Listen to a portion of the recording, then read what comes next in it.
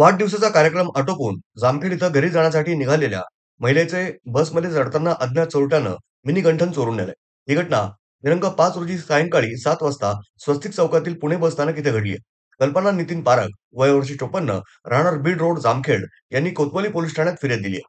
फिर्यादी दिनांक 5 रोजी दुपारी 12:30 वाजता नगर इथं नातेवाईकांच्या घरी वाढदिवसाच्या कार्यक्रमासाठी आल्या होत्या. वाढदिवस कार्यक्रम आटोपून फिर्यादी आणि त्यांचे जावई जामखेड इथं घरी जाण्यासाठी निघाले होते. त्यासाठी ते स्वस्तिक चौकातील पुणे बस स्थानकामध्ये आले होते. सायंकाळी 7 वाजता पुणे-बीड बसमध्ये बसत असताना प्रवाशांची मोठी गर्दी होती. एसटीमध्ये बसल्यानंतर फिर्यादीला त्यांच्या गळ्यातील मिनीगंठन दिसून आलं नाही.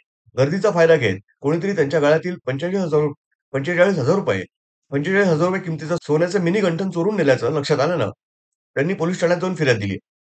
पुढील तपास सहाय्यक फौजदार वसंत सोनवणे हे करतात. पोलिसांनी ही माहिती 6 डिसेंबर रोजी सायंकाळी 6 वाजता प्रसारमाध्यमांना दिली.